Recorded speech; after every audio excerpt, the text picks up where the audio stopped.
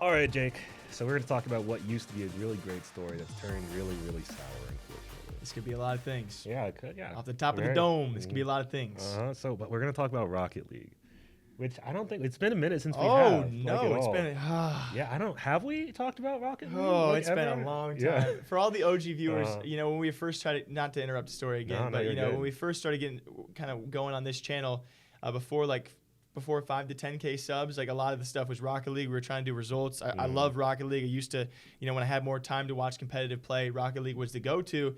Not enough drama. There's not enough hate. No one hates each other too much. People just play the game. They literally just play Rocket League. The pros in there, they play. And they're just happy. And they don't talk trash. And I think it's great competition, but we just couldn't keep up with it. But I think I know where you're going with this one. Rocket League has not been in the best of news ever since Epic Games acquired them. So what else has happened? Yeah, so we're going to talk about the Blueprints update. For those of you who may be familiar, it started out really strong. Epic Games announced they were removing loot boxes from Rocket League. And everybody was like, great, good to see, love to see it. Yeah, right? some people, keep in mind the traders. Yeah, sorry for the traders. That sucks. This is definitely super bad for the traders. But I think there are alternatives to maintain an active economy without loot boxes. It's possible. But anyway, so they switched out the old crate system, where it was essentially you play a match, you get a crate, and you can grab a key to open that crate, if I understand correctly, right? And each key was worth like a little bit more than $1, I believe that was a standard metric. Forgive us, guys. Forgive us. We're not Rocket League traders. Yeah, it's like $1 and some amount of cents or whatever. But that's how it goes for a lot of games. You can earn the cases, but you got to buy the keys. Yeah. Pretty typical. Yeah. And then people realize maybe let's just not do that, right? So Rocket League said that hey, we're gonna have these things called schematics, so you can get specifically the item you want. You can work towards like, hey, I want this specific set of wheels instead of gambling, right? It sounds good on its face, but unfortunately, it's wound up kind of ruining the economy overall, because what an item that might have previously been only worth like one key or less than a key even, or actually, I got an item right here. These the Zomba wheels, those are worth less than a key, and now in the new system, they are worth the equivalent of 14 keys. And so people are now like, well, it's just like, how does it get to that point? It's really tough if you're not inside the Rocket League trading scene to understand the progression of that, and only a few select channels out there do it. I always quickly try and go to like CSGO to try and understand how that's possible, but it's really hard to. And I'm not trying to defend Epic Games / Psyonix here, but it's so hard to know what the market's going to do. Like, you make one change, CSGO has seen just fluctuations. I've lost so much money on my inventory as of late, so it's hard to know that this was going to happen. But that kind of change. It's drastic. It's so drastic, though. Like less than one key to or less than $1 to be essentially being worth like almost 20. Like that's insane. I think if anything else, they should have been. It's not like the traders are operating on the dark net or something.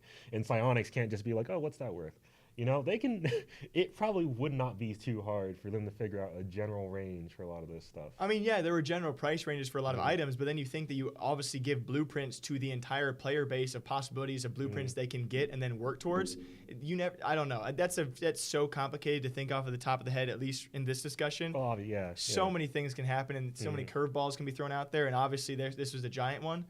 I just think all of this happening around the time that Epic Games has obviously taken them over, Item Shop, rehauled all of this entire system to avoid all this controversy. Obviously, to me, I shouldn't say obviously, to me it seems like Epic Games had a very clear goal in mind. They saw Rocket League, they saw the economy, they saw a player base who loves items just as much and loyally as Fortnite's audience, and they thought, we can buy Psyonix and we can really cash out here. Yeah.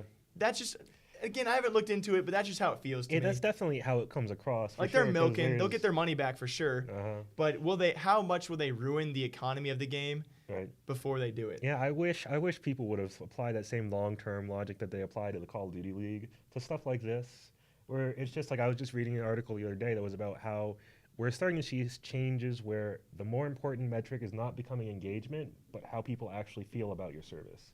And which obviously much harder to measure. Yeah. But if you burn your entire trading economy, who's going to want to come back and spend that 14 keys, even? You know, why would they just not go to like whatever clones of games pop up all the time? And I wish we had more examples. Is this the only item it happened for, or were there multiple? Oh no, it's like everything. I mean, like everything is like kind of like trash. I don't want to get called out for if it wasn't as big as it had to be. I looked into it a good bit. I'm not a Rocket League person, so Zombas I just picked out one name because it seemed to be like really popular in the game. Yeah.